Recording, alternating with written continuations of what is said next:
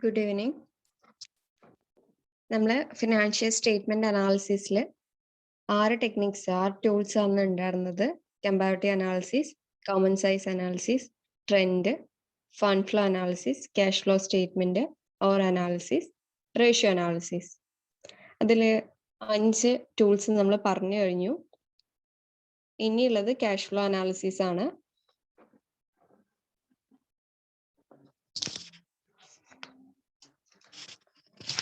Cash flow അനാലിസിസിൽ cash inflows അതേപോലെ outflows ഒരു ഓർഗനൈസേഷനിൽ അല്ലെങ്കിൽ ഒരു കമ്പനിയിലേക്ക് വരുന്ന ക്യാഷ് ട്രാൻസാക്ഷൻസ് എല്ലാം ടോട്ടൽ ക്യാഷ് ട്രാൻസാക്ഷൻസ് റെക്കോർഡ് ചെയ്യുന്ന സ്റ്റേറ്റ്മെന്റിനെയാണ് നമ്മൾ ക്യാഷ് ഫ്ലോ സ്റ്റേറ്റ്മെന്റ് എന്ന് പറയുക. ഓക്കെ, നമ്മൾ ഒരു വർഷത്തിൽ ക്യാഷ് ട്രാൻസാക്ഷൻസ് വിത്ത് ഡേറ്റോട് കൂടി നമുക്ക് പെട്ടെന്ന് മനസ്സിലാവുന്ന രീതിയിൽ പ്രിപ്പയർ ചെയ്യുന്ന സ്റ്റേറ്റ്മെന്റ് ആണ് ക്യാഷ് ഫ്ലോ സ്റ്റേറ്റ്മെന്റ് എന്ന് പറയുന്നത്. ഈ ഒരു ക്യാഷ് ഫ്ലോ സ്റ്റേറ്റ്മെന്റ് എന്ന് റയർ ആയിട്ട് ക്വസ്റ്റ്യൻ വരാറുള്ളൂ. ഇതുവരെ നോക്കിയതിൽ അങ്ങനെ റീസെന്റ് ആയിട്ട് കണ്ടിട്ടുണ്ടായിരുന്നില്ല. എങ്കിലും നമുക്ക് പ്രോബ്ലംസ് ഒക്കെ ഒന്ന് പഠിച്ചു വെക്കുന്നത് നന്നായിരിക്കും.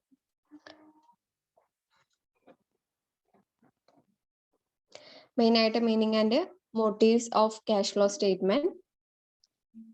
Cash flow statement is being prepared on the basis of extracted information, historical records of the enterprise, and it is prepared for a year, 6 months, quarterly, even monthly. The cash includes not only means that cash in hand, but also cash at bank. Cash flow statement prepare ചെയ്യുന്നത് നമ്മൾ historical records, അത് പറഞ്ഞാൽ past datas എന്നൊക്കെ compare ചെയ്യാനും നമുക്ക് cash flow എത്രത്തോളം inflows നമ്മുടെ കമ്പനിയിലോട്ട് cash വരുന്നുണ്ട്, അതേപോലെ കമ്പനിയിൽ നിന്ന് ക്യാഷ് പോകുന്നുണ്ട്, അത് കഴിഞ്ഞ വർഷത്തെ കമ്പയർ ചെയ്യുമ്പോൾ എത്രത്തോളം ഔട്ട്ഫ്ലോസ് ഉണ്ടായി അല്ലെങ്കിൽ പ്രോഫിറ്റിന്റെ തോത് എങ്ങനെയാണ് അതറിയുന്നതിന് വേണ്ടിയിട്ടാണ് മെയിൻ ആയിട്ട് ക്യാഷ് ഫ്ലോ സ്റ്റേറ്റ്മെന്റ് പ്രിപ്പയർ ചെയ്യുന്നത്.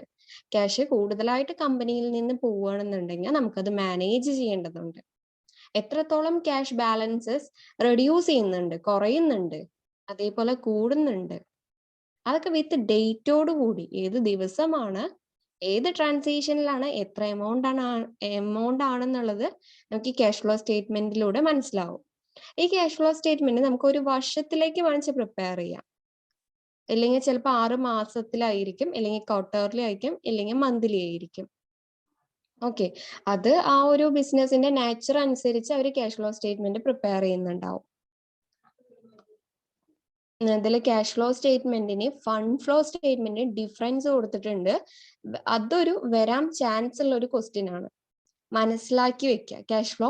ക്യാഷ് ഇൻഫ്ലോ ആൻഡ് ഔട്ട്ഫ്ലോ ആണ് ക്യാഷ് ഫ്ലോ സ്റ്റേറ്റ്മെന്റിൽ കൺസിഡർ ചെയ്യുക. അപ്പൊ ഫണ്ട് ഫ്ലോ സ്റ്റേറ്റ്മെന്റിൽ എന്തായിരിക്കും? നമ്മൾ പറഞ്ഞു അല്ലെ, ഫണ്ട് എന്ന് പറഞ്ഞാൽ വർക്കിംഗ് ക്യാപിറ്റൽ. വർക്കിംഗ് ക്യാപിറ്റൽ എന്ന് പറഞ്ഞാൽ എന്താണ്? കറണ്ട് അസറ്റ് മൈനസ് കറണ്ട് ലയബിലിറ്റീസിനെയാണ് നമ്മൾ വർക്കിംഗ് ക്യാപിറ്റൽ എന്ന് പറയുക. ആ വർക്കിംഗ് ക്യാപിറ്റൽ ഡിക്രീസ് ചെയ്യണ്ടോ ഇൻക്രീസ് ചെയ്യണ്ടോ എന്നതാണ് ഫണ്ട് ഫ്ലോ സ്റ്റേറ്റ്മെന്റിൽ നോക്കുന്നത്. അതേപോലെ ക്യാഷ് ഫ്ലോ ആണെന്നുണ്ടെങ്കിൽ ക്യാഷ് പൊസിഷന്റെ കോസസും ചേഞ്ചസും നമ്മൾ നോട്ട് ചെയ്യുന്നു. ഫണ്ടിലാണെന്നുണ്ടെങ്കിലോ വർക്കിംഗ് ക്യാപിറ്റലിന്റെ കോസസും ചേഞ്ചസും ആണ് നമ്മൾ നോട്ട് ചെയ്യുന്നത്. ഓക്കെ, ഇത് considers only most liquid as A pertaining cash resources. നമ്മൾ ക്യാഷ് റിലേറ്റഡ് ആയിട്ട് പെട്ടെന്ന് കൺവേർട്ട് ചെയ്യാൻ പറ്റുന്ന തരത്തിലുള്ള ക്യാഷും ക്യാഷ് ഇക്വിവാലൻസും ആണ് ക്യാഷ് ഫ്ലോ സ്റ്റേറ്റ്മെന്റിൽ നോക്കുക. ഇപ്പൊ നിങ്ങൾ ചോദിക്കുകയാണ് ക്യാഷ് ഫ്ലോ ആയതുകൊണ്ട് ക്യാഷ് മാത്രമല്ല നമ്മൾ കൺസിഡർ ചെയ്യുള്ളൂ ചോദിച്ചു കഴിഞ്ഞാൽ, അല്ല.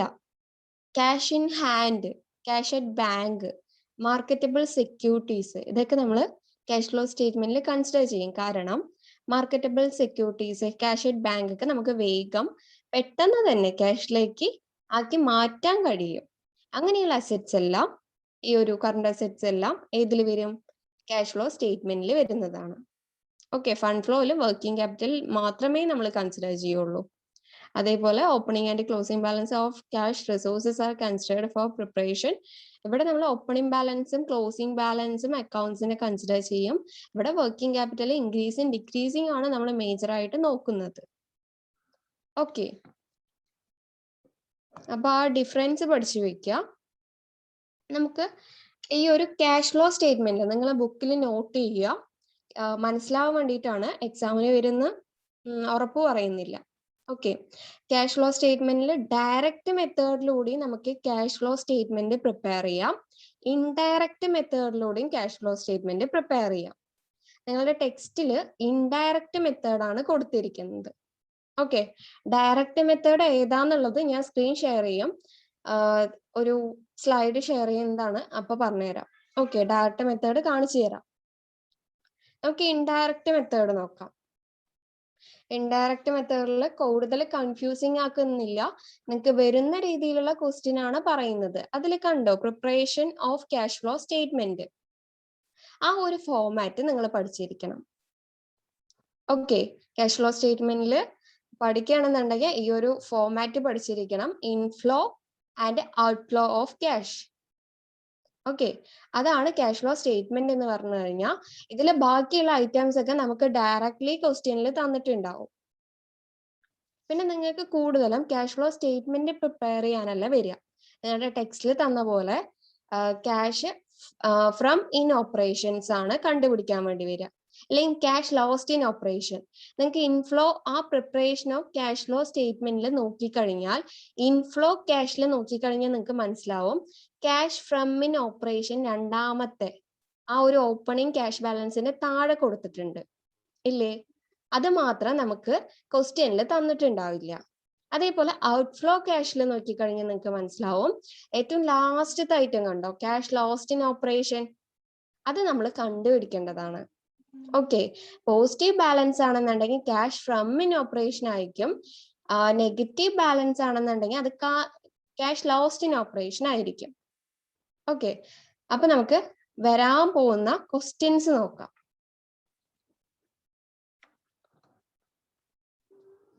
ഇതിൽ പറഞ്ഞിരിക്കുന്നത് ക്യാഷ് ഫ്ലോ സ്റ്റേറ്റ്മെന്റ് പ്രിപ്പയർ ചെയ്യാനല്ല, cash from operation, cash from in operation. നമ്മൾ നേരത്തെ ക്യാഷ് ഫ്ലോ സ്റ്റേറ്റ്മെന്റിൽ debit side, that means left സൈഡിൽ ഈ ഒരു ക്യാഷ് ഫ്ലോ ക്യാഷിൽ കണ്ടില്ലേ, ഇൻഫ്ലോ ക്യാഷിൽ കണ്ടില്ലേ, രണ്ടാമത്തെ item cash from in operation, അത് കണ്ടുപിടിക്കാനായിരിക്കും വരിക. ഓക്കെ, നമുക്ക് നോക്കാം എങ്ങനെ ചെയ്യാന്ന്. നമ്മൾ കമ്പാരിറ്റീവ് അനാലിസിസിൽ നമ്മൾ നോക്കിയില്ലേ, കുറേ ഐറ്റംസ് തന്നിട്ടുണ്ടായിരുന്നു. അതിൽ 1992 എത്രയാണ് ഡെപ്റ്റേഴ്സ്, എത്രയാണ് ബിൽസ് ഓഫ് റിസീവബിൾ എന്ന് തന്നിട്ടുണ്ട്. അതേപോലെ 93 ഐറ്റംസ് തന്നിട്ടുണ്ട്. അപ്പൊ നിങ്ങൾ ക്വസ്റ്റ്യൻ കിട്ടിക്കഴിഞ്ഞാൽ, ഇങ്ങനത്തെ ഒരു ക്വസ്റ്റ്യൻ വന്നു കഴിഞ്ഞാൽ നോട്ട് ചെയ്യേണ്ടത്, ആദ്യം തന്നെ നോക്കൂ ക്വസ്റ്റ്യനിലോട്ട്.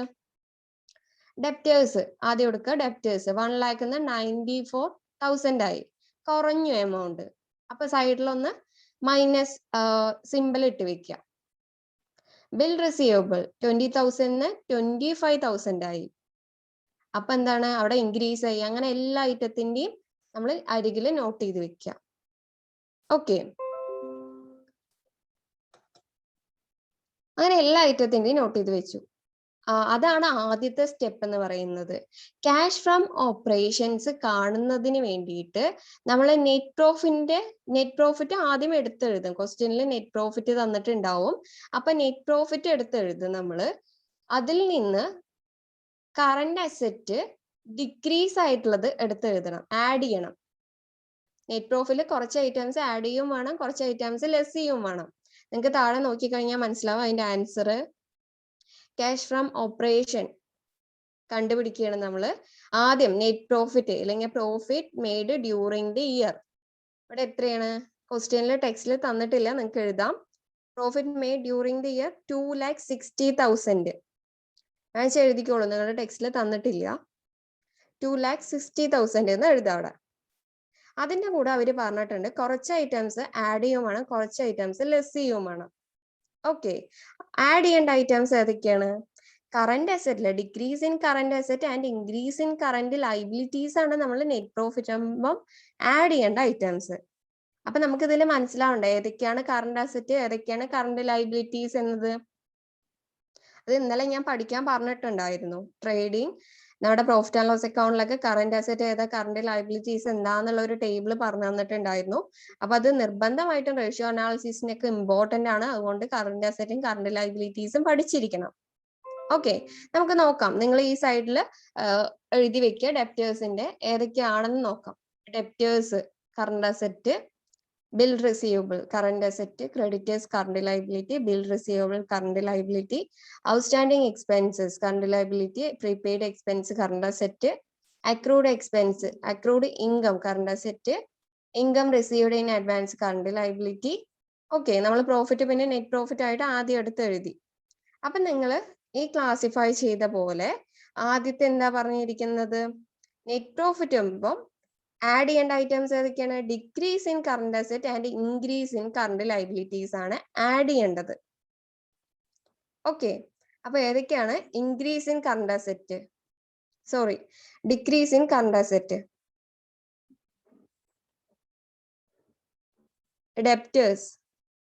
ഡെപ്റ്റേഴ്സിൽ ഡിക്രീസ് ചെയ്തിട്ടുണ്ട്. അതേപോലെ ക്രെഡിറ്റേഴ്സ് ഇൻക്രീസ് ചെയ്തിട്ടുണ്ട്. ഔട്ട്സ്റ്റാൻഡിങ് എക്സ്പെൻസ് എന്താ ചെയ്തിരിക്കുന്നത്?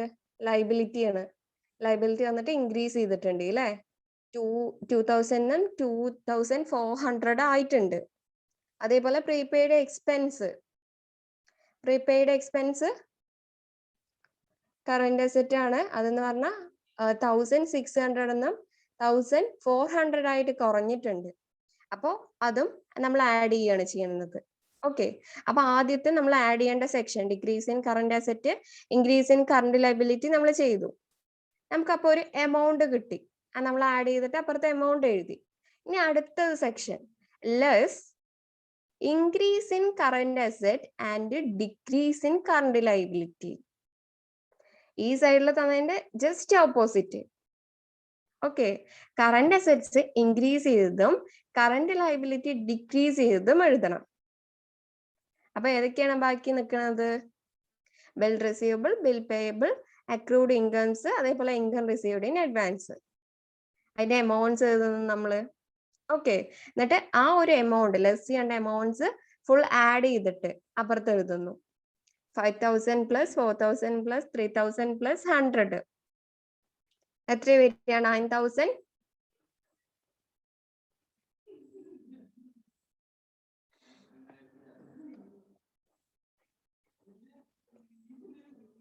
$9,400 ആണ് കേട്ടോ.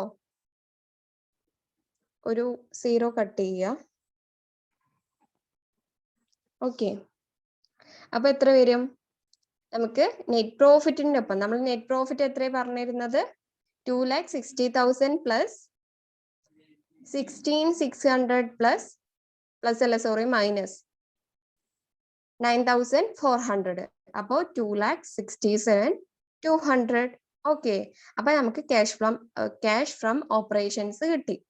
ടെക്സ്റ്റില് ഈ ഒരു ക്യാഷ് ഫ്രം ഓപ്പറേഷൻസ് ഫൈൻഡ് ചെയ്യാനേ മോസ്റ്റ്ലി വരുള്ളൂ. ബാലൻസ് ഷീറ്റിന് അങ്ങനെ ക്വസ്റ്റ്യൻസ് തന്നിട്ടില്ല.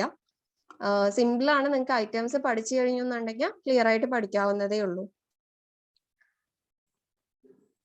അപ്പൊ ഇതാണ് ക്യാഷ് ഫ്ലോ സ്റ്റേറ്റ്മെന്റ്. നിങ്ങൾക്ക് മുകളില് കമ്പാരിസൺ ഓഫ് കറണ്ട് അസറ്റ് നമ്മൾ പറഞ്ഞ കാര്യങ്ങൾ തന്നെയാണ്. Increase in current asset, decrease ചെയ്യാതെ നോക്കണ്ട, ഈ സൈഡ് മാത്രം നോക്കിയാൽ മതി. അപ്പോൾ ബാക്കിയുള്ള ഐറ്റംസ് ഉണ്ടെന്നുണ്ടെങ്കിൽ ഡയറക്റ്റ് ആയിട്ട് ബാലൻസ് ഷീറ്റിൽ തന്നിട്ടുണ്ടാവും, പ്രോഫിറ്റ് ആൻഡ് ലോസ് അക്കൗണ്ടിൽ തന്നിട്ടുണ്ടാവും. അപ്പൊ നിങ്ങൾക്ക് ക്യാഷ് ഫ്ലോ സ്റ്റേറ്റ്മെന്റ് ഈ ഒരു ഐറ്റംസ് അറിയാന്നുണ്ടെങ്കിൽ ഈസി ആയിട്ട് പ്രിപ്പയർ ചെയ്യാൻ പറ്റും. ഓക്കെ, ക്ലിയർ അല്ലേ എല്ലാവർക്കും? Just rice hand. ക്ലിയർ അല്ലേ?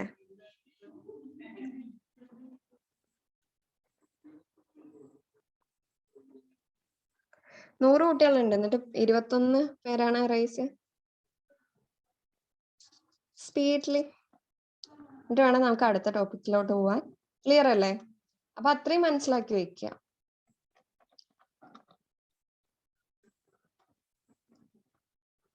Next okay unit 3. അപ്പൊ നമ്മൾ പറഞ്ഞ പോലെ പ്രിൻസിപ്പൽ, കൺവെൻഷൻ, കൺസെപ്റ്റ് പഠിക്കുക. അതിനുശേഷം ട്രേഡിംഗ്, പ്രോഫിറ്റ് ആൻഡ് ലോസ് അക്കൗണ്ടിൽ ഈ കാര്യങ്ങളൊക്കെ കറണ്ട് അസറ്റ്, കറണ്ട് ലയബിലിറ്റീസ് ഒക്കെ മനസ്സിലാക്കി വെക്കുക. പിന്നെ അടുത്തത് ഫണ്ട് ഫ്ലോ സ്റ്റേറ്റ്മെന്റും ക്യാഷ് അല്ല ദെൻ റേഷ്യോ അനാലിസിസിൽ ഉള്ള ഐറ്റംസ് ഒക്കെ പഠിച്ചു വെക്കുക കേട്ടോ. അപ്പോൾ എക്സാംസിന് വരാൻ ചാൻസ് ഉള്ള ക്വസ്റ്റ്യൻസ് ആണ് ഡിപ്രീസിയേഷനിൽ ഇക്വേഷൻസ് ഒക്കെ പഠിക്കുക. ഇനി അടുത്തതാണ് കോസ്റ്റ് അക്കൗണ്ടിങ്ങിലോട്ടാണ് നമ്മൾ കിടക്കുന്നത്. ഇത്ര നാളും ഫിനാൻഷ്യൽ റിലേറ്റഡ് ആയിട്ട് ഫിനാൻഷ്യൽ അക്കൗണ്ടിങ്ങത്തെ കാര്യങ്ങളാണ് നമ്മൾ ഇത്ര നാൾ ഈ ഒരു ഫസ്റ്റ് ആൻഡ് സെക്കൻഡ് യൂണിറ്റിലൊക്കെ ഡിസ്കസ് ചെയ്തത്. ഇനി നമ്മൾ കിടക്കുന്നത് കോസ്റ്റ് അക്കൗണ്ടിങ്ങിലേക്കാണ്. കോസ്റ്റ്. ഓക്കെ,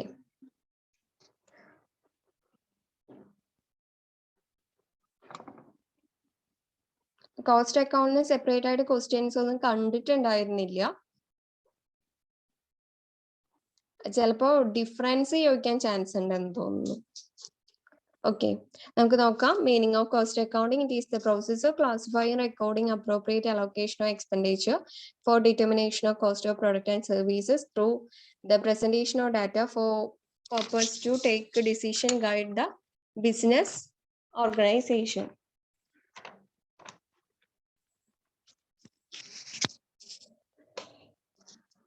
ഒരു പ്രൊഡക്റ്റ് അല്ലെങ്കിൽ സർവീസസ് അതിൻ്റെ കോസ്റ്റ് ഡിറ്റർമൈൻ ചെയ്യുന്നതിന് വേണ്ടിയിട്ടാണ് നമ്മൾ കോസ്റ്റ് അക്കൗണ്ടിങ് പ്രിപ്പയർ ചെയ്യുന്നത്.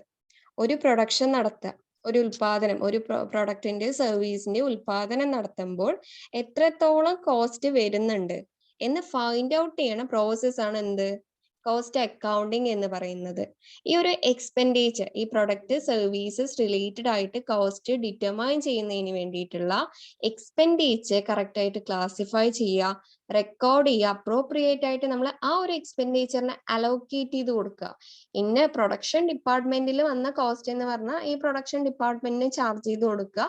അവർ കറക്റ്റ് ആയിട്ട് ആ ഒരു പ്രൊഡക്റ്റ് റിലേറ്റഡ് ആയിട്ടുള്ള ഓരോ യൂണിറ്റിനും, ആ പ്രൊഡക്റ്റിന്റെ ഓരോ യൂണിറ്റിനും എത്ര ചെലവ് വന്നിട്ടുണ്ട് എന്നുള്ള അക്യുറേറ്റ് ആയിട്ടുള്ള റിസൾട്ട് ആ ഒരു ബിസിനസ്സിന് പ്രൊവൈഡ് ചെയ്യുന്ന പ്രോസസ് ആണ് എന്ത്, കോസ്റ്റ് അക്കൗണ്ടിങ് എന്ന് പറയുന്നത്.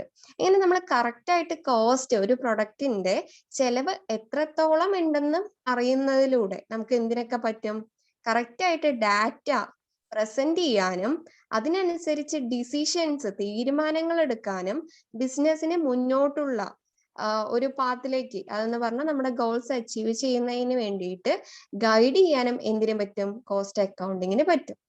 ഓക്കെ അല്ലേ? അപ്പോ മെയിൻ ആയിട്ടുള്ള കോസ്റ്റ് അക്കൗണ്ടിങ്ങിന്റെ സ്കോപ്പ് ആയിക്കോട്ടെ, ഒബ്ജക്റ്റീവ്സ് ആയിക്കോട്ടെ, നിങ്ങൾക്ക് കുറെ കാര്യങ്ങൾ എഴുതാം. ഇൻ കേസ് എസ്സേ വരികയാണെന്നുണ്ടെങ്കിൽ ജസ്റ്റ് ഒന്ന് നോട്ട് ചെയ്ത് വെക്കുക. ജസ്റ്റ് സൈഡിലൊന്ന് നോട്ട് ചെയ്താൽ മതി. Determination of profit, determination of profit അല്ലെങ്കിൽ ascertaining profit, ascertaining cost, ascertaining cost,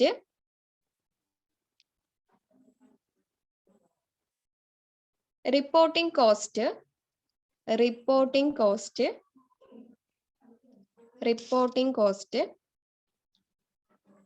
cost comparison, cost comparison, cost control, cost control, cost reduction, cost reduction,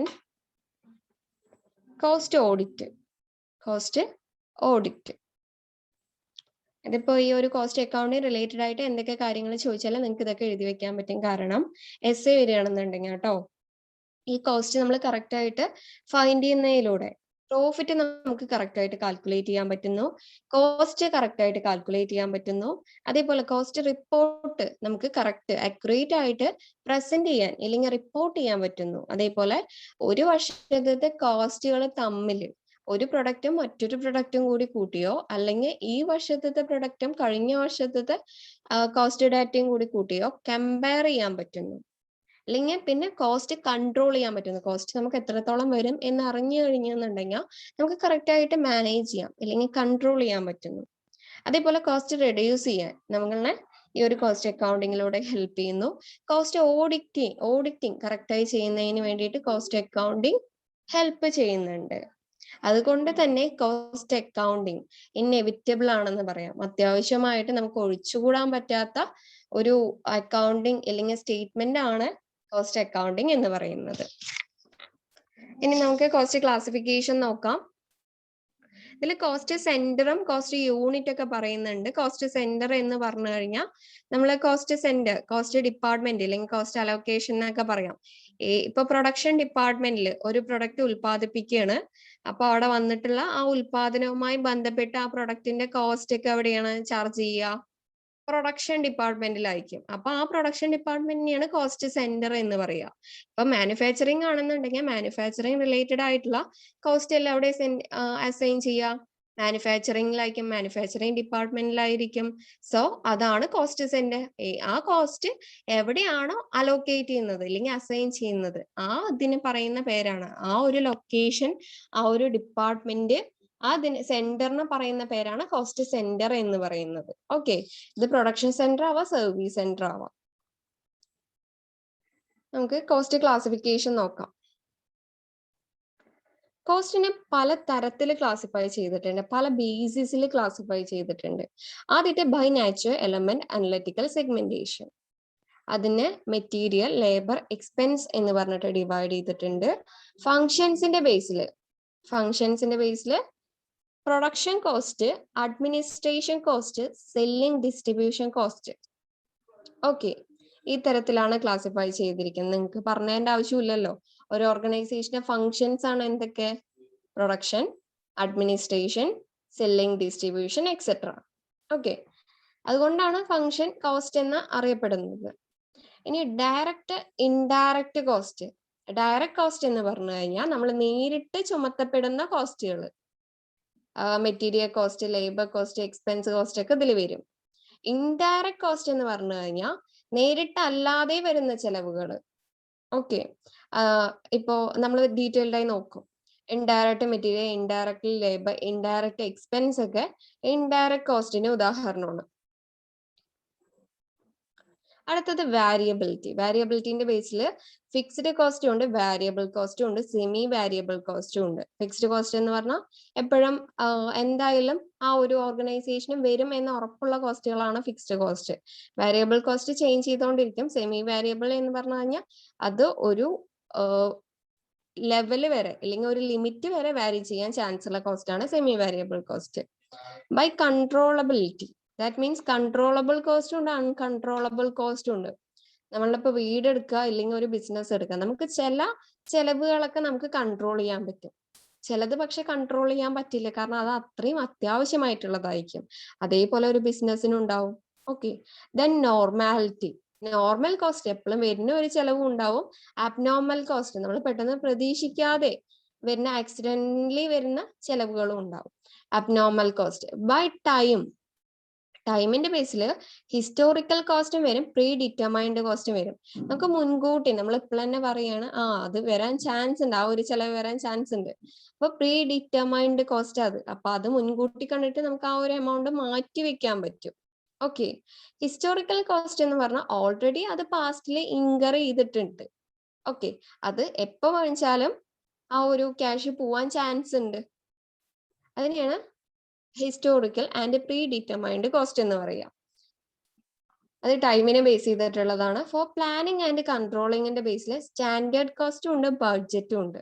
budget എന്ന് പറഞ്ഞാൽ എന്താണ്? Detailed plan of operation for some specific future period. ഭാവിയിലെ ഒരു certain സമയത്ത് നടക്കാൻ chance ഉള്ള കാര്യങ്ങളിനൊക്കെ നമ്മൾ ഒരു പ്ലാൻ ആയിട്ട്, ഇപ്പൊ നിങ്ങൾ ഏതെങ്കിലും എക്സാമിനൊക്കെ പ്രിപ്പയർ ചെയ്യണം, ഇപ്പൊ ബഡ്ജറ്റ് അവതരിപ്പിക്കുമല്ലോ, അതന്നെ നോക്കിക്കഴിഞ്ഞാൽ മതി, ബഡ്ജറ്റിന്റെ ഫുൾ കാര്യങ്ങൾ നമുക്ക് മനസ്സിലാവും. ഡീറ്റെയിൽഡ് ആയിട്ടുള്ള ഒരു പ്ലാൻ ആണ് അതെന്ന് പറഞ്ഞത്. സ്റ്റാൻഡേർഡ് കോസ്റ്റ് എന്ന് പറഞ്ഞാലോ, നമ്മൾ ഒരു സർട്ടൈൻ ഒരു പെർട്ടിക്കുലർ ലെവലിലാണ് കോസ്റ്റ് ഒക്കെ വരുള്ളൂ എന്ന് പറഞ്ഞിട്ട് മുൻകൂട്ടി നമ്മളെല്ലാം തീരുമാനിക്കുക. ഓക്കെ, നമ്മളിപ്പോ ഒരു പ്ലാനിങ് നടത്തും, പക്ഷെ ആക്ച്വൽ റിസൾട്ട് കുറച്ച് വേരിയേഷൻസ് ഒക്കെ ഉണ്ടാവാം. അപ്പൊ നമ്മൾ എന്താണ് ലാസ്റ്റ് നമ്മൾ അത് കമ്പയർ ചെയ്യാണ്, അതിനെയാണ് സ്റ്റാൻഡേർഡ് കോസ്റ്റ് എന്ന് പറയുക. Okay, then for managed decisions. Managed decisions main ആയിട്ട് സങ്ക് കോസ്റ്റ്, മാർജിനൽ കോസ്റ്റ് ആണ്. നിങ്ങൾക്ക് കൂടുതലായിട്ടും പഠിക്കാനുള്ളത് മാർജിനൽ കോസ്റ്റ് സെപ്പറേറ്റ് ആയി വരുന്നുണ്ട്. മാർജിനൽ കോസ്റ്റ് എന്ന് പറഞ്ഞാൽ അഡീഷണൽ ആയിട്ട് വരുന്ന കോസ്റ്റിനെയാണ് നമ്മൾ മാർജിനൽ കോസ്റ്റ് എന്ന് പറയുക. നമ്മളൊരു സർട്ടൈൻ എമൗണ്ട് വിചാരിച്ചിട്ടുണ്ടാവും, അതിന്റെ ആ ഒരു പ്രൊഡക്ഷൻ ടൈമിൽ അഡീഷണൽ ആയിട്ട് നമുക്ക് കുറച്ചും കൂടി ഉൽപ്പാദിപ്പിക്കേണ്ടതായിട്ടൊക്കെ വരിക. അപ്പൊ ആ ഒരു അഡീഷണൽ ആയിട്ട് ഉൽപ്പാദിപ്പിക്കേണ്ട അത്രയും എക്സ്ട്രാ എത്ര കോസ്റ്റ് വരുന്നുണ്ട്, അതിനെയാണ് മാർജിനൽ കോസ്റ്റ് എന്ന് പറയുക. നമ്മളപ്പോ നേരത്തെ ഒരു കമ്പാരിസൺ പഠിക്കാൻ പറഞ്ഞിട്ടുണ്ടായിരുന്നു. ഏതായിരുന്നു? കോസ്റ്റ് അക്കൗണ്ടിങ്, മാനേജ്മെന്റ് അക്കൗണ്ടിങ് നോക്കാൻ പറഞ്ഞു. അതേപോലെ നോക്കേണ്ട ഐറ്റമാണ് ഫിനാൻഷ്യൽ അക്കൗണ്ടിങ്, കോസ്റ്റ് അക്കൗണ്ടിങ്. അറിഞ്ഞിരിക്കുക, വായിച്ചിരിക്കുക. ഓക്കെ, ഈ അക്കൗണ്ടിങ്ങിലൊക്കെ ഈ കമ്പാരിസൺ ഒക്കെ ചോദിക്കാൻ ഇച്ചിരി ചാൻസ് ഉള്ള ഒരു ഏരിയ ആണ്. എന്താന്ന് മനസ്സിലാക്കിയാൽ മതി, അത് കഴിഞ്ഞിട്ട് പിന്നെ നിങ്ങൾക്ക് ഓൺ ആയിട്ട് വാങ്ങിച്ചാൽ കാര്യങ്ങളൊക്കെ അറിയുന്നത് കൊണ്ട് ഓണായിട്ട് നമുക്ക് എഴുതാൻ പറ്റും. ഏറ്റവും പെട്ടെന്ന് മാർക്ക് സ്കോർ ചെയ്യാനും പറ്റുന്ന ഒരു സബ്ജക്റ്റ് ആണ് അക്കൗണ്ടിങ്, മാർക്ക് പോവാനും. യൂണിറ്റ് കോസ്റ്റിംഗ്, ആ ഒരു ടൈം മനസ്സിലാക്കിയിരിക്കണം കേട്ടോ. Unit costing is inevitable tool for the industries. നമുക്ക് യൂണിറ്റ് കോസ്റ്റിംഗ് എന്ന് പറയുന്നത് ഒഴിച്ചുകൂടാൻ പറ്റില്ല. കാരണം ഒരു പ്രൊഡക്ഷൻ നടത്തുകയാണ്, നമ്മൾ ആ പ്രൊഡക്ഷൻ നടത്തുമ്പോൾ ഓരോ പ്രൊഡക്റ്റിന്റെയും ഓരോ യൂണിറ്റിനും എത്ര ചെലവ് വന്നിട്ടുണ്ട് എന്ന് നോക്കുന്നതാണ്, ആ ഒരു പ്രോസസ്സിനെയാണ് നമ്മൾ യൂണിറ്റ് കോസ്റ്റിംഗ് എന്ന് പറയുന്നത്. ഈ ഒരു യൂണിറ്റ് കോസ്റ്റിംഗ് കൊണ്ട് ആ പേരിൽ തന്നെ ഉണ്ടല്ലേ, യൂണിറ്റ് കോസ്റ്റിംഗ്, ഓരോ യൂണിറ്റിന്റെയും കോസ്റ്റ് എത്രത്തോളം ഉണ്ടെന്നുള്ളത് ഡിറ്റർമൈൻ ചെയ്യുന്നു. ഓക്കെ, ഓരോ യൂണിറ്റിന്റെയും കോസ്റ്റ് നമ്മൾ കണ്ടുപിടിക്കുമ്പോൾ എന്താണ്, യൂണിറ്റ് എന്ന് പറഞ്ഞാൽ അറിയില്ല നിങ്ങൾക്ക്, കോസ്റ്റ് പെർ യൂണിറ്റ് ഫൈൻഡ് ചെയ്യുക. അതെന്ന് പറഞ്ഞാൽ നമ്മള് ഓരോ യൂണിറ്റ് ലിറ്ററില്, ഡസണില്, അതേപോലെ കിലോഗ്രാമില്, ഗ്രാമില് അങ്ങനെയൊക്കെ കാൽക്കുലേറ്റ് ചെയ്യാറുണ്ട്. അതെന്ന് പറഞ്ഞാൽ സെർട്ടൈൻ ഇൻഡസ്ട്രി, ഇപ്പൊ ഗ്രോസറി ഷോപ്പൊക്കെ ആണെന്നുണ്ടെങ്കിൽ നമ്മൾ കിലോഗ്രാമിലായിരിക്കും സാധനങ്ങൾ കൊടുക്കുന്നുണ്ടാവുക. ഇപ്പൊ മിൽക്ക് ഒക്കെ ആണെന്നുണ്ടെങ്കിൽ ലിറ്ററിലായിരിക്കും നമ്മൾ അത് നോക്കുന്നുണ്ടാവുക. അതേപോലെ ഇപ്പൊ വളകൾ അങ്ങനെയൊക്കെ ആണെന്നുണ്ടെങ്കിൽ അത് ഡസൺ കണക്കായിരിക്കും പറയുന്നുണ്ടാവുക. അപ്പൊ അതിനെയാണ് യൂണിറ്റ് എന്നുകൊണ്ട് ഉദ്ദേശിക്കുന്നത്. യൂണിറ്റിന്റെ കുറച്ച് എക്സാമ്പിൾസ് ഞാൻ തരാം. അപ്പോ യൂണിറ്റ് കോസ്റ്റിംഗ് എന്നതുകൊണ്ട് ഉദ്ദേശിക്കുന്ന ഓരോ യൂണിറ്റിനെയും കോസ്റ്റ് നമ്മൾ ഡിറ്റർമൈൻ ചെയ്യണം. ഓക്കെ, ഇനി അടുത്ത ഇമ്പോർട്ടന്റ് ആയിട്ടുള്ള വെരി വെരി ഇമ്പോർട്ടന്റ് പാർട്ടാണ് പറയാൻ പോകുന്നത്, കോസ്റ്റ് ഷീറ്റ്. ഇത്ര നേരം കാര്യമായിട്ട് ശ്രദ്ധിക്കാത്തവ കുറച്ചും കൂടി ശ്രദ്ധിക്കുക, കാരണം കോസ്റ്റ് ഷീറ്റ് എക്സാംസിന് വരുന്ന ക്വസ്റ്റ്യൻ ആണ്.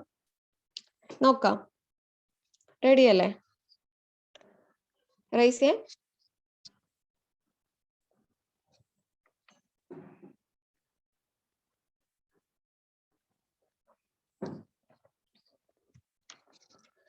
Okay, it is a statement of cost incurred at every level of manufacturing a product or service.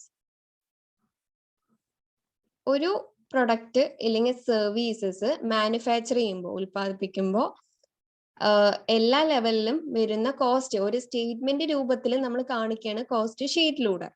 Okay, അതിന്റെ ഒരു ഡയഗ്രാം ഒക്കെ അവിടെ കൊടുത്തിട്ടുണ്ട്, കറക്റ്റ് ആയിട്ട് എക്സ്പ്ലെയിൻ ചെയ്തിട്ടുണ്ട്. നമ്മളൊരു പ്രൊഡക്റ്റിന്റെ കോസ്റ്റ് അല്ലെങ്കിൽ സർവീസ് ആയിട്ട് കാൽക്കുലേറ്റ്, നിങ്ങൾ മനസ്സിൽ വെക്കാം. ആ ഒരു കോസ്റ്റ് മൂന്നായിട്ട് മെയിൻ ആയിട്ട് ക്ലാസിഫൈ ചെയ്തിട്ടുണ്ട്: മെറ്റീരിയൽ, ലേബർ, എക്സ്പെൻസ്. ആ ഒരു മെറ്റീരിയലിനെ എടുത്തു കഴിഞ്ഞു എന്നുണ്ടെങ്കിൽ ഡയറക്റ്റ് മെറ്റീരിയൽ എന്നും ഇൻഡയറക്റ്റ് മെറ്റീരിയൽ എന്നും പറഞ്ഞ് ഡിവൈഡ് ചെയ്തിട്ടുണ്ട്. ലേബറും അതെ, ഡയറക്റ്റ് മെറ്റീരിയൽ ഉണ്ട്, ഡയറക്റ്റ് ലേബറും ഉണ്ട്, ഇൻഡയറക്റ്റ് ലേബറും ഉണ്ട്. എക്സ്പെൻസും അതെ, ഡയറക്റ്റ് ആയിട്ട് ഇൻകർ ചെയ്യണ എക്സ്പെൻസും ഉണ്ട്, ഇൻഡയറക്റ്റ് ആയിട്ട് ഇൻകർ ചെയ്യണ എക്സ്പെൻസും ഉണ്ട്.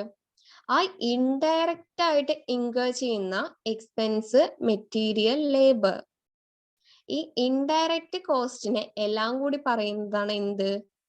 ഓവർ ഹെഡ് എന്നുള്ളത്. എന്താ പറയാ? Overhead. ഓവർ ഹെഡ് കോസ്റ്റിൽ വരുന്നതാണ്, അല്ലെങ്കിൽ ഇൻഡയറക്റ്റ് കോസ്റ്റിൽ വരുന്നതാണ് എന്തൊക്കെ? Production overhead, administrative overhead, selling overhead, distribution overhead. Okay, പ്രൊഡക്ഷനുമായി ബന്ധപ്പെട്ടിട്ട് വരുന്ന ഇൻഡയറക്റ്റ് ആയിട്ട് എക്സ്പെൻസ് എല്ലാം. അഡ്മിനിസ്ട്രേറ്റീവ് ഓവർ ഹെഡ് എന്ന് പറഞ്ഞാൽ അഡ്മിനിസ്ട്രേഷനുമായി ബന്ധപ്പെട്ടിട്ട് വരുന്ന ഇൻഡയറക്റ്റ് ആയിട്ടുള്ള എക്സ്പെൻസ് എല്ലാം, കോസ്റ്റ് എല്ലാം. ഓക്കെ, നമ്മളൊരു പ്രൊഡക്റ്റ് അല്ലെങ്കിൽ സർവീസസിന്റെ കോസ്റ്റ് ക്ലാസിഫൈ ചെയ്യുമ്പോൾ നമ്മൾ ഒരുപാട് സ്റ്റേജസിലൂടെ കടന്നു പോകുന്നുണ്ട്.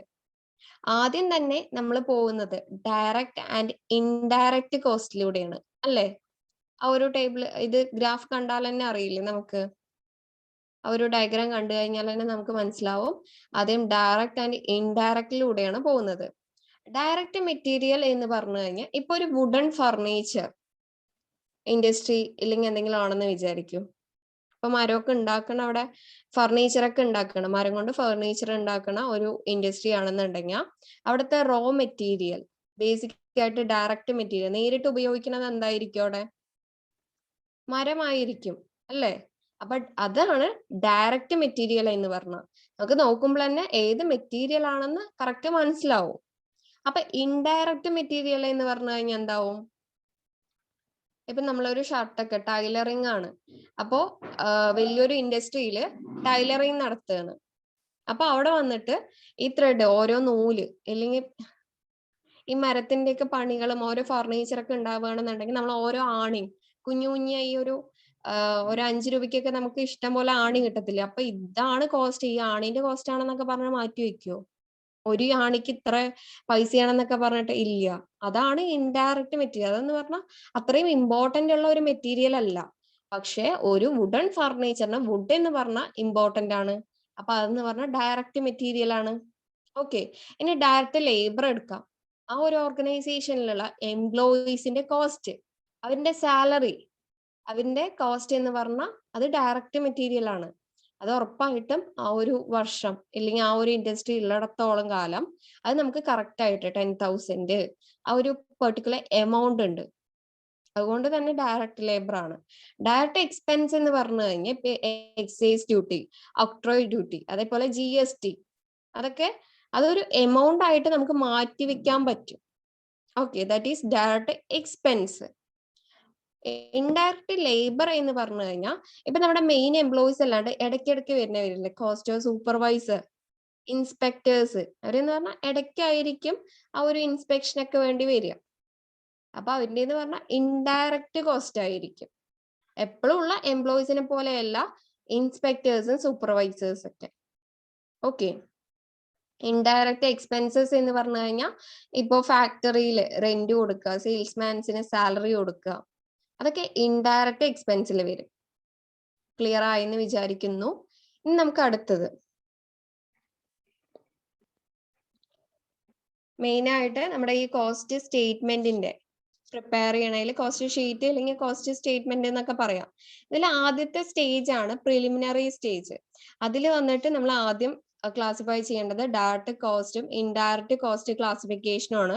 ഡയറക്റ്റ് കോസ്റ്റിൽ direct material, direct labour, direct expense നിങ്ങൾക്ക് മനസ്സിലായി.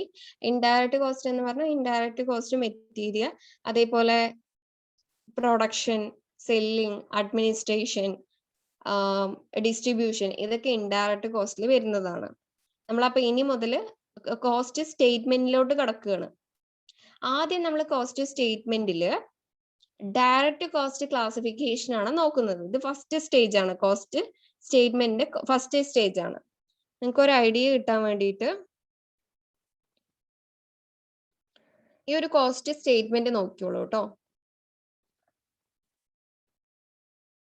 കോസ്റ്റ് സ്റ്റേറ്റ്മെന്റ്, കോസ്റ്റ് ഷീറ്റ് എന്ന് പറഞ്ഞ് നടക്കണില്ലേ? ഓക്കെ,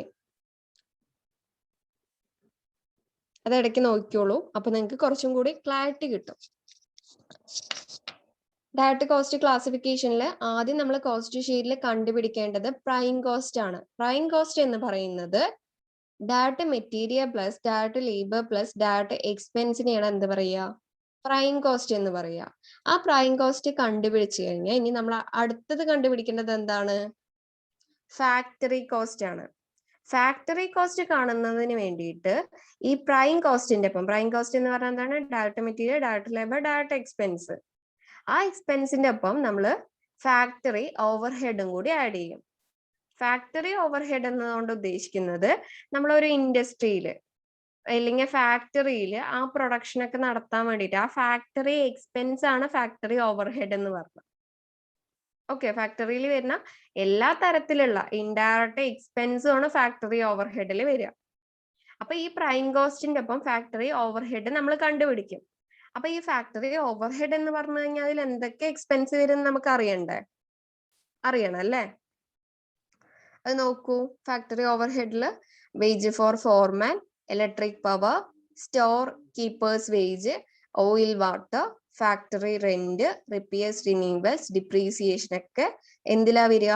ഫാക്ടറി ഓവർ ഹെഡിലാണ് വരിക. ഓക്കെ, ഇനി നമുക്ക് അടുത്ത സ്റ്റേജ്, നമ്മൾ ഫാക്ടറി പ്രൈം കോസ്റ്റ് കണ്ടുപിടിച്ചു, അതിന്റെ ഒപ്പം ഫാക്ടറി ഓവർ ഹെഡ് നമ്മൾ ആഡ് ചെയ്തു. ഇനി അടുത്തത് എന്താ കണ്ടുപിടിക്കേണ്ടത്? Cost of production.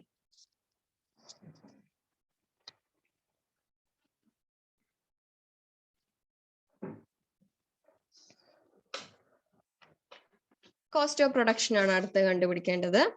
Cost of production എന്ന് പറഞ്ഞാൽ ഇത്ര നേരം കാൽക്കുലേറ്റ് ചെയ്ത ഫാക്ടറി കോസ്റ്റിന്റെ ഒപ്പം അഡ്മിനിസ്ട്രേറ്റീവ് ഓവർ ഹെഡ് ആഡ് ചെയ്യാം. അഡ്മിനിസ്ട്രേറ്റീവ് ഓവർഹെഡ് എന്ന് പറഞ്ഞു കഴിഞ്ഞാൽ എന്താണ്? ഒരു ഇൻഡസ്ട്രീന്റെ അഡ്മിനിസ്ട്രേറ്റീവ് പവറിലുള്ള ആ ഒരു ഓഫീസ് അഡ്മിനിസ്ട്രേഷന്റെ എല്ലാ തരത്തിലുള്ള ഇൻഡയറക്റ്റ് എക്സ്പെൻസിനെയാണ് നമ്മൾ എന്ത് പറയുക? അഡ്മിനിസ്ട്രേറ്റീവ് ഓവർഹെഡ് എന്ന് പറയാം. അപ്പൊ അഡ്മിനിസ്ട്രേറ്റീവ് ഓവർഹെഡിൽ എന്തൊക്കെ ചെലവുകൾ ഉണ്ട് നോക്കാം, എന്തൊക്കെ കോസ്റ്റ് വരും നോക്കാം. Office rent, repairs office, office lighting, depreciation, manager salary, telephone, postage, stationery, അങ്ങനെ തൊട്ട്. ഓക്കെ, അപ്പൊ നമുക്ക് കോസ്റ്റ് ഓഫ് പ്രൊഡക്ഷൻ കിട്ടി. ഇനി അടുത്ത സ്റ്റേജ് എന്ന് പറയുന്നത് യൂണിക് കോസ്റ്റ് പ്രോസസ്സ് കറക്റ്റ് ആയിട്ട് കോസ്റ്റ് ഓഫ് സെയിൽസ് ഡിറ്റർമൈൻ ചെയ്യാം. കോസ്റ്റ് ഓഫ് സെയിൽസ് എന്ന് പറയുന്നത് ഈ കോസ്റ്റ് ഓഫ് പ്രൊഡക്ഷന്റെ ഒപ്പം സെല്ലിംഗ് ഓവർഹെഡ് ആഡ് ചെയ്യുന്നതാണ്. ഓക്കെ, ഈ സെല്ലിംഗ് ഓവർഹെഡ് എന്ന് പറയുന്നത് salesman salary, carriage outboard, salesman commission, travelling expense, advertising, free samples, warehousing, delivery charges ഒക്കെ എന്താണ്? സെല്ലിംഗ് ഓവർഹെഡ് ആണ്. ഓക്കെ, ഇനി ഏറ്റവും ലാസ്റ്റത്തെ സ്റ്റേജ് ആണ് നമ്മുടെ സെല്ലിംഗ് പ്രൈസ് നമ്മൾ ഡിറ്റർമൈൻ ചെയ്യണം. ഇത് ക്വസ്റ്റ്യനിൽ തന്നിട്ടുണ്ടാവും, നിങ്ങൾ പേടിക്കണ്ട. ക്വസ്റ്റ്യനിൽ തന്നിട്ടുണ്ടാവും ഈ ഒരു ലാസ്റ്റ് കിട്ടിയ എമൗണ്ടിൽ നിന്നും, കോസ്റ്റ് ഓഫ് സെയിൽസിൽ നിന്നും സെല്ലിംഗ് പ്രൈസ് മൈനസ് ചെയ്താൽ നിങ്ങൾക്ക് പ്രോഫിറ്റ് കിട്ടും. ഓക്കെ, ഇല്ലെങ്കിൽ sales is equal to cost of sales plus margin of profit. Margin of profit means profit. ആ ക്വസ്റ്റ്യനിൽ തന്നിട്ടുണ്ടാവും. നമുക്ക് അപ്പൊ നമ്മൾ യൂണിറ്റ് കോസ്റ്റിംഗ് എങ്ങനെ ചെയ്യുക, കോസ്റ്റ് ഷീറ്റ് സ്റ്റേറ്റ്മെന്റ് രൂപത്തിൽ എങ്ങനെ എഴുതാം എന്നുള്ളത് ഇനി നോക്കാം.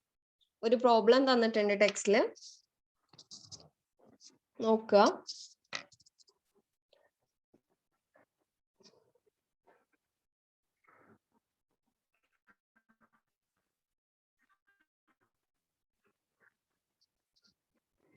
നമ്മൾ പറഞ്ഞ പോലെ ആ കോസ്റ്റ് സ്റ്റേറ്റ്മെന്റ് നോക്കിക്കോളൂ. ഇതിന്റെ ഫോർമാറ്റ് തന്നിട്ടില്ല ഇതില്. ഓക്കെ,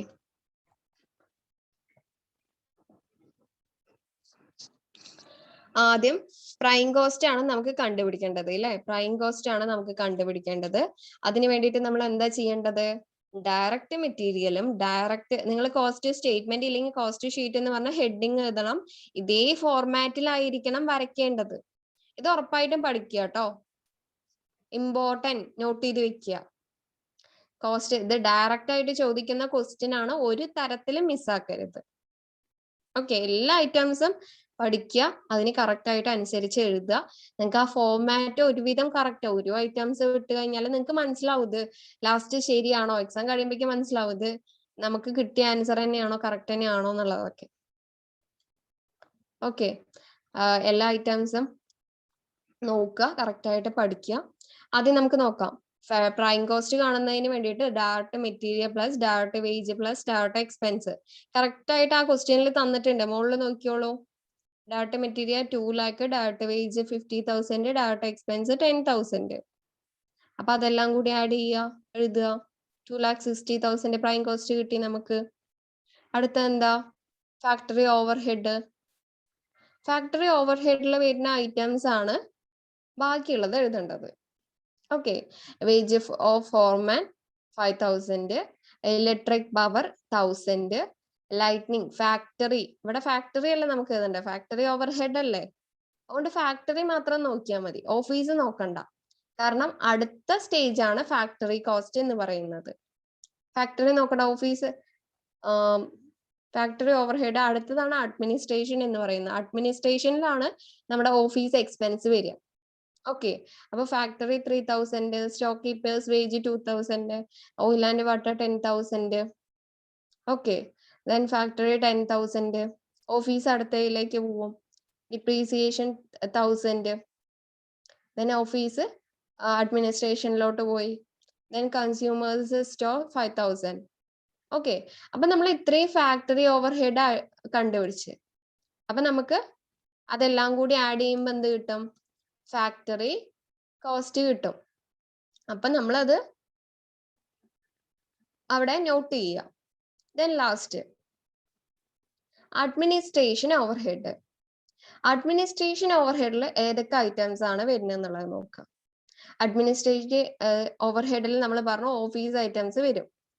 അപ്പൊ ആ ഓഫീസ് എന്നുള്ള office, lightning office, rent office, അതേപോലെ ഡിപ്രീസിയേഷൻ ഓഫീസ് ഒക്കെ ഇതിലേക്ക് ആഡ് ചെയ്യണം. Manager salary, directors fees, office stationery, telephone, postage, telegram ഒക്കെ ഇതിൽ ആഡ് ചെയ്യാം. ഓക്കെ, അപ്പൊ എത്ര എമൗണ്ട് കിട്ടി?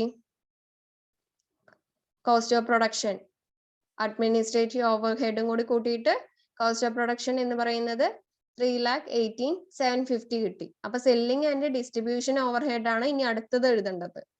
അപ്പൊ അതിൽ വരുന്ന ഐറ്റംസ് നോക്കാം. Carriage, outward, സെയിൽസ്മെൻ salaries, travelling expense, advertising, warehouse charges. Okay, ബാക്കിയുള്ള ഐറ്റംസ് ഒന്നും വരില്ല. അപ്പൊ നമ്മൾ അതും എഴുതി, അതിന്റെ എമൗണ്ട്സും അവിടെ ആഡ് ചെയ്തു. 326,500 നമുക്ക് കോസ്റ്റ് ഓഫ് സെയിൽസ് കിട്ടി.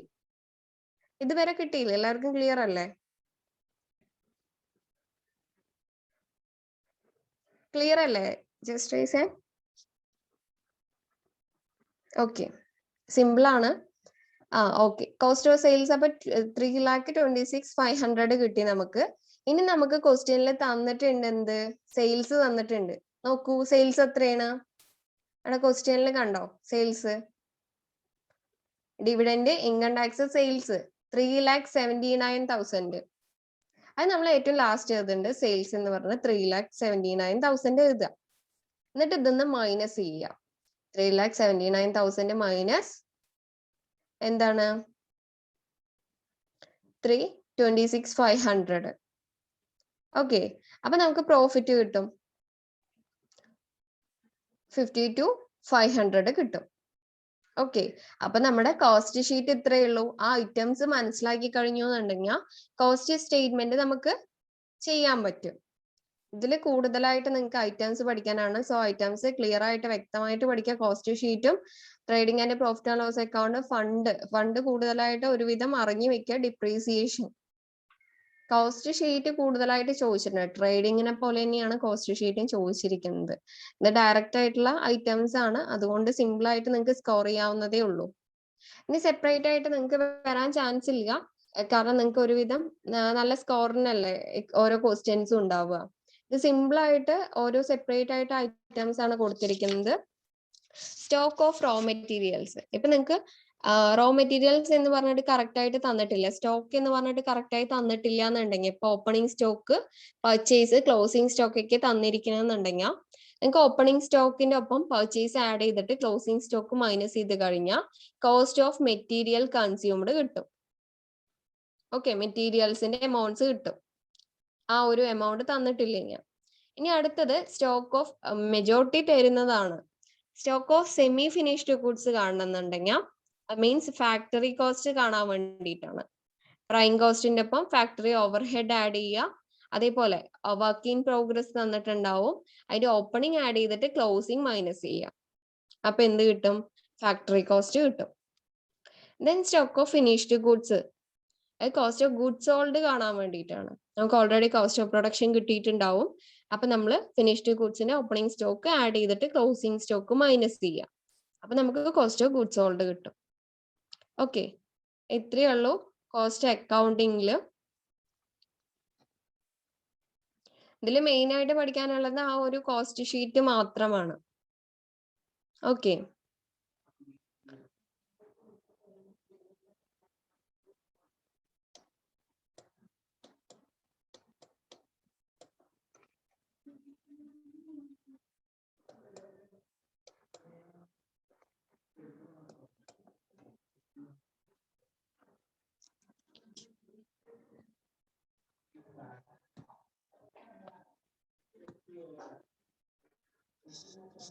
ഇനി അടുത്ത യൂണിറ്റ് ആണ്, നമ്മുടെ അടുത്ത ലെസൺ ആണ് ബഡ്ജറ്ററി കൺട്രോൾ എന്ന് പറയുന്നത്. ബഡ്ജറ്ററി കൺട്രോൾ എന്ന് പറയുന്നത് ബഡ്ജറ്റ് നമ്മൾ നേരത്തെ തന്നെ പറഞ്ഞുല്ലേ, ഡീറ്റെയിൽഡ് പ്ലാൻ എന്നുള്ളത്. ഇതിൽ മെയിൻ ആയിട്ട് type of budget, cash budget, fixed and flexible budget, zero base budget ആണ്. ഇതിൽ മെയിൻ ആയിട്ട് നിങ്ങൾ പഠിക്കേണ്ടത് ആ ഫ്ലെക്സിബിൾ ബഡ്ജറ്റ് ആണ്. ഫ്ലെക്സിബിൾ ബഡ്ജറ്റ് Okay, budget എന്ന് പറയും budget is an estimate prepared for definitive future period either in terms of financial non-financial terms. Non-financial terms അതോ financial terms ഒരു സെപ്പറേറ്റ് ഫ്യൂച്ചർ പീരീഡിലോട്ട് ഒരു നിശ്ചിത ഫ്യൂച്ചർ പീരീഡിലോട്ട് പ്രിപ്പയർ ചെയ്യണ എസ്റ്റിമേറ്റിനെയാണ് നമ്മൾ ബഡ്ജറ്റ് എന്ന് പറയുക. നമ്മൾ മുൻകൂട്ടി കണ്ടിട്ട് ഓരോ കോസ്റ്റ് എത്രത്തോളം വരും എന്ന് പറഞ്ഞിട്ട് അതിനനുസരിച്ച് ഡീറ്റെയിൽഡ് ആയിട്ട് പ്ലാൻ ചെയ്യാം. ഓക്കെ, ഇതിൽ മെയിൻ ആയിട്ട് വരുന്ന സ്റ്റെപ്സ് എന്ന് പറയുന്നത് ആദ്യം നമ്മൾ ഒരു ഡെഫിനറ്റ് ഫ്യൂച്ചറിലോട്ട് ബഡ്ജറ്റ് പ്രിപ്പയർ ചെയ്യുന്നു. അതിനുശേഷം ആക്ച്വൽ പെർഫോമൻസ് നമ്മൾ റെക്കോർഡ് ചെയ്യും. ഇപ്പൊ ഓരോ കാര്യങ്ങൾ നടന്നുകൊണ്ടിരിക്കുമ്പോൾ നമ്മൾ അത് എന്തൊക്കെയാണ് നടന്നതെന്നുള്ളത് റെക്കോർഡ് ചെയ്യും. ദെൻ നമ്മൾ എന്താ ചെയ്യുക, ഈ ഒരു ആക്ച്വലും ബഡ്ജറ്റ് ഫിഗേഴ്സുമായിട്ട് കമ്പയർ ചെയ്യും. നമ്മൾ ഇപ്പൊ ഒരു ബഡ്ജറ്റ് തയ്യാറാക്കിയിട്ടുണ്ടാവും, ദെൻ ആക്ച്വലി എന്തൊക്കെയാണ് നടന്നതെന്നുള്ളത് ഡെയിലി നമ്മൾ റെക്കോർഡ് ചെയ്യും. അതിനുശേഷം ഏറ്റവും അവസാനം നമ്മൾ ആക്ച്വലും ബഡ്ജറ്റുമായിട്ട് റെക്കോർഡ് ചെയ്തിട്ടുള്ള ഇൻഫോർമേഷനിൽ തമ്മിൽ കമ്പയർ ചെയ്യും. എത്രത്തോളം ദെൻ അടുത്തത് കറക്റ്റ് സ്റ്റെപ്സ് എത്രത്തോളം ആക്ച്വലും ബഡ്ജറ്റും കൂടി ഡീവിയേഷൻ ഉണ്ടെന്നുള്ളത് ചെക്ക് ചെയ്യും. ഓക്കെ, എന്നിട്ട് നമ്മൾ ഒന്നും കൂടി ബഡ്ജറ്റ് റിവൈസ് ചെയ്യും. എന്തൊക്കെയാണ് ഡീവിയേഷൻ വരാനുള്ള കാരണങ്ങൾ, ഇനി നെക്സ്റ്റ് ഇയറിൽ നമ്മൾ ബഡ്ജറ്റ് ചെയ്യുമ്പോൾ എന്തൊക്കെ കാര്യങ്ങൾ ശ്രദ്ധിക്കണം. ഓക്കെ, ഇതൊക്കെയാണ് ചെയ്യുക. ഇതാണ് ബഡ്ജറ്റിന്റെ ഈ ബഡ്ജറ്ററി കൺട്രോളിന്റെ പ്രോസസ് എന്ന് പറയുന്നത്. അടുത്ത ടൈപ്സ് ഓഫ് ബഡ്ജറ്റ് ആണ്. വാരിയസ് ടൈപ്സ് ഓഫ് ബഡ്ജറ്റ് ഉണ്ട്. ഫങ്ഷൻസിന്റെ ബേസിലുണ്ട്, ഫ്ലെക്സിബിലിറ്റിന്റെ ബേസിലുണ്ട്, ടൈമിന്റെ ബേസിലുണ്ട്. അതില് ഫങ്ഷൻസിന്റെ ബേസിൽ sales budget, production budget, material budget, labour budget, manufacturing overhead budget, selling overhead budget, cash budget. ഫ്ലെക്സിബിലിറ്റിന്റെ ബേസിൽ ഫിക്സ്ഡ് ബഡ്ജറ്റും അതേപോലെ ഫ്ലെക്സിബിൾ ബഡ്ജറ്റും. ടൈമിന്റെ ബേസിൽ long term, medium term, short term. Cash budget എന്ന് പറയുന്നത് അതേപോലെ നമ്മുടെ റവന്യൂ അല്ലെങ്കിൽ ക്യാപിറ്റൽ എക്സ്പെൻഡിച്ചർ ഒക്കെ അഡിക്കേറ്റ് എമൗണ്ടിൽ തന്നെയാണോ മീറ്റ് ചെയ്തിരിക്കുന്നത്, ക്യാഷ് ട്രാൻസാക്ഷൻസ് ഒക്കെ കറക്റ്റ് ആണോ, അതൊക്കെ മനസ്സിലാക്കാൻ വേണ്ടിയിട്ടാണ് ക്യാഷ് ബഡ്ജറ്റ് പ്രിപ്പയർ ചെയ്യുന്നത്. ഇത് 3 ഡിഫറെന്റ് വേസിലാണ് പ്രിപ്പയർ ചെയ്യുന്നത്. Receipt and payment method, adjusted profit and loss account, balance sheet method. Cash റിസീപ്റ്റിന് നമ്മൾ വാരിയസ് കാറ്റഗറീസ് ആയിട്ട് ഡിവൈഡ് ചെയ്തിട്ടുണ്ട്. Sales, debtors, bill receivable, dividend, sales of investment, other ഇൻകംസിന്റെ ബേസിൽ. ക്യാഷ് പേയ്മെന്റ്സ് നമ്മൾ കൊടുത്ത ക്യാഷസ് എല്ലാം ഒരു അസറ്റ് പർച്ചേസ് ചെയ്യുന്നതിന് വേണ്ടിയിട്ട്, അതേപോലെ മെറ്റീരിയൽസ് വാങ്ങുന്നതിന് വേണ്ടിയിട്ട്, റെന്റ് കൊടുക്കാൻ വേണ്ടിയിട്ട്, അതർ പേയ്മെന്റ്സ് സാലറി കൊടുക്കുന്നതിന് വേണ്ടിയിട്ട്, അങ്ങനെ വാരിയസ് ഈ ക്യാഷിന്റെ പേയ്മെന്റ്സും റിസീപ്റ്റും ആണ് ക്യാഷ് ബഡ്ജറ്റിൽ നമ്മൾ റെക്കോർഡ് ചെയ്യുക. ഓക്കെ, അടുത്ത ടൈപ്പാണ്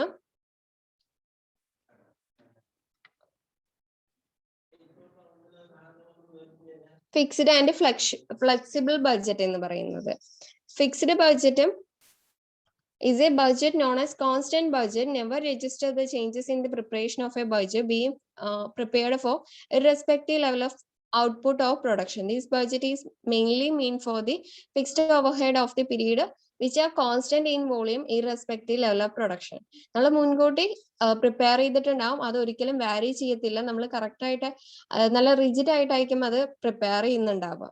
ഓക്കെ, ഫിക്സ്ഡ് ബഡ്ജറ്റിനെക്കാട്ടും എഫക്റ്റീവ് ആയിട്ട് ഫ്ലെക്സിബിൾ ബഡ്ജറ്റ് ആയിരിക്കും കൂടുതൽ എസ്റ്റിമേഷനിൽ വരിക.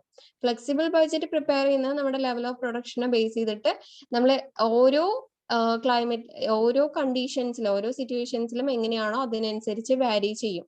നമുക്കിപ്പോൾ എന്തെങ്കിലും അഡീഷണൽ ആയിട്ട് എന്തെങ്കിലും കാര്യങ്ങൾ കൂട്ടിച്ചേർക്കണം എന്നുണ്ടെങ്കിൽ നമുക്ക് ഫ്ലെക്സിബിൾ ബഡ്ജറ്റ് പ്രകാരം അത് ചെയ്യാൻ പറ്റും.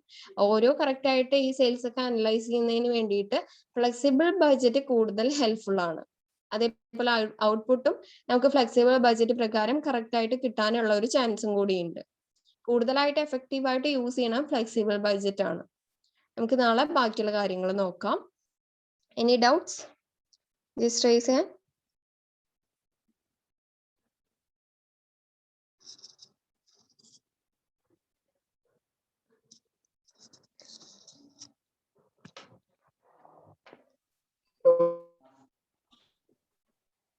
പറയൂ.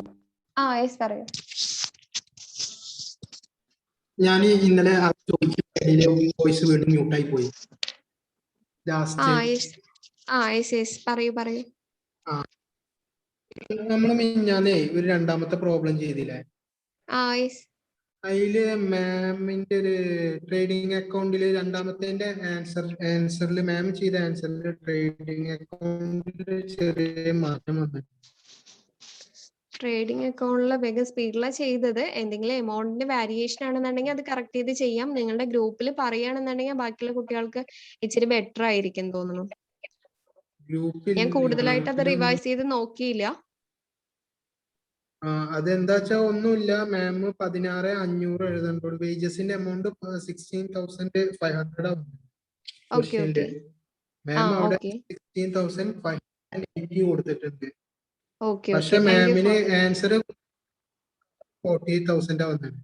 അത് ടൈപ്പ് ചെയ്തതിൽ വന്ന ഡിഫറൻസ് ആയിരിക്കും കേട്ടോ. Okay sorry for the mistake. അപ്പൊ എല്ലാവരും ഒന്ന് നോട്ട് ചെയ്തോളൂ കേട്ടോ. നിങ്ങൾക്ക് ഗ്രൂപ്പ് ഉണ്ടെങ്കിൽ ഒന്ന് ഷെയർ ചെയ്ത് കഴിഞ്ഞാൽ ബെറ്റർ ആയിരിക്കും. പറയൂ. ഓക്കെ. പിന്നെ നമ്മൾ ഇന്നലെ എടുത്ത റേഷ്യോ അനാലിസിസ് എടുത്തില്ല? യെസ്. അതില് നമ്മള് സ്റ്റാൻഡേർഡ് നമ്മുടെ റേഷ്യോ അല്ലേ 1:2. അതെ.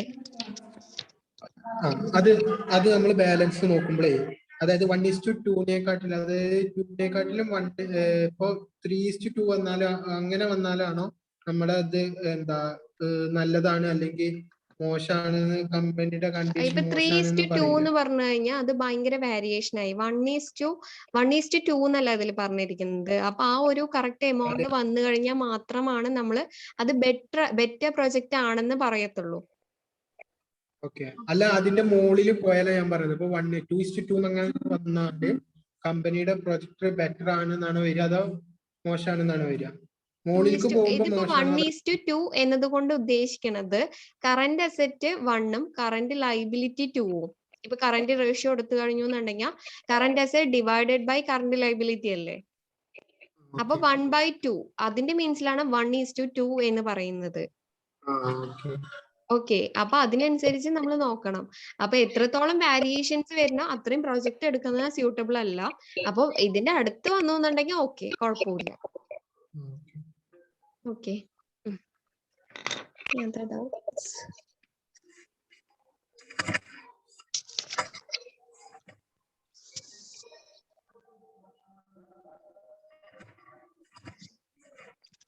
അഞ്ജു,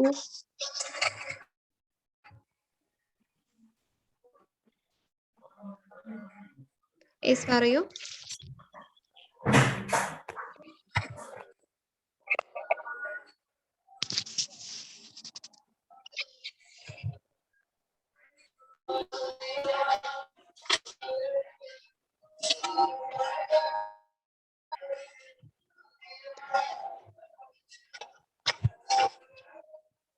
അൺമ്യൂട്ട് ചെയ്ത് സംസാരിക്കൂ കേട്ടോ. ഞാന് അതുപോലെ നമ്മള് കമ്പാരിറ്റീവ് ഫിനാൻഷ്യൽ സ്റ്റേറ്റ്മെന്റ് ഇല്ലേ? Comparative financial statement. പറയൂ. അത് നമ്മള് ചെയ്താലേ, അതായത് നമ്മള് ഒക്കെ പ്രോബ്ലംസ് ഒക്കെ ചെയ്ത് കഴിഞ്ഞാൽ നമ്മളത് അതായത് ഒന്നുകൂടി പറയൂ. ഓഡിബിൾ അല്ല. ഞങ്ങൾ ഡിഗ്രിക്ക് പഠിച്ചിരുന്ന സമയത്ത് ഞാൻ കാലിക്കറ്റ് ആയിരുന്നു ആദ്യം പഠിച്ചിരുന്നത്. അപ്പൊ ഞങ്ങൾ അതിൽ ചെയ്തിരുന്ന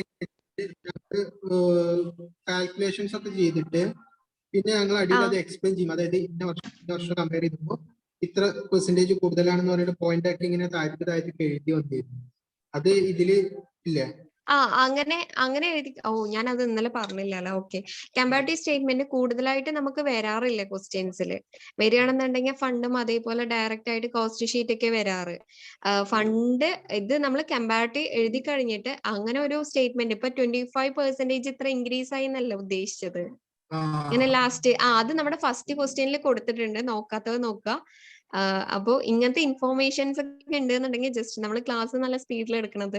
അപ്പൊ അങ്ങനെയുള്ള ഇൻഫോർമേഷൻസ് ഉണ്ടെന്നുണ്ടെങ്കിൽ വാട്സപ്പ് ഗ്രൂപ്പ് നിങ്ങൾക്ക് വല്ലതും ഉണ്ടെങ്കിൽ ഷെയർ ചെയ്യാം കേട്ടോ. കാരണം നിങ്ങൾ ടെക്സ്റ്റ് നന്നായിട്ട് നോക്കുക. ചില കാര്യങ്ങൾ ചിലപ്പോൾ സ്കിപ്പ് ചെയ്ത് പോവാം. ജസ്റ്റ് 25% നമ്മുടെ ആ റിസൾട്ട് എഴുതുക എന്ന് പറയുന്നത് കുറച്ചും കൂടി ആൻസർ ഷീറ്റിലൊക്കെ എഴുതുമ്പോൾ കുറച്ചും കൂടി ബെറ്റർ ആയിരിക്കും. ശരിയാണ്. ഓക്കെ. പവിത്ര.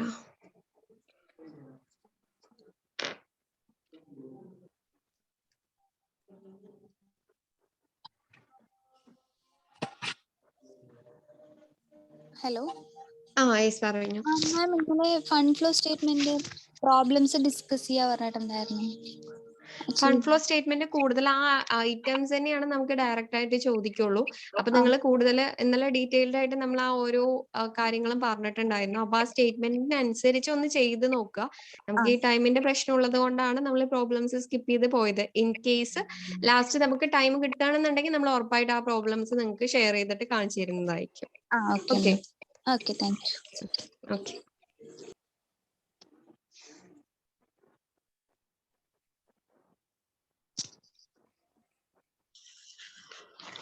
Hello ma'am. യെസ് പറയൂ. ഇന്നത്തെ ക്യാഷ് ഫ്ലോ സ്റ്റേറ്റ്മെന്റ് ഒരു പ്രോബ്ലം ഇല്ലേ? ഏതാണ് ക്യാഷ് ഫ്ലോ സ്റ്റേറ്റ്മെന്റ് ഇന്നൊരു പ്രോബ്ലം ചെയ്തില്ലേ നമ്മള്? യെസ്. അത് ചെറുതാണല്ലോ, അത് 20 മാർക്കിന് വരുമോ? 20 മാർക്കിന് അതുകൊണ്ടാണ് ഞാൻ പറഞ്ഞത് കൂടുതലായിട്ടും ക്യാഷ് ഫ്ലോ സ്റ്റേറ്റ്മെന്റിന് കൂടുതൽ ക്വസ്റ്റ്യൻസ് ചോദിക്കാറില്ല എന്ന് പറഞ്ഞല്ലോ.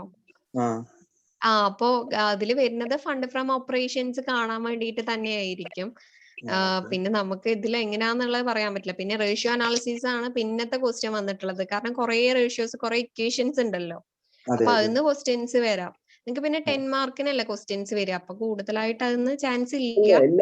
എല്ലാ ക്വസ്റ്റ്യൻസ് 20 മാർക്സ് അല്ലേ? ഞാൻ ക്വസ്റ്റ്യൻ പേപ്പർ അങ്ങനെ നോക്കിയിട്ടില്ല കേട്ടോ. 20 മാർക്ക് ആണെന്നുണ്ടെങ്കിൽ കമ്പയർ ടു ചാൻസ് കുറവാണ്.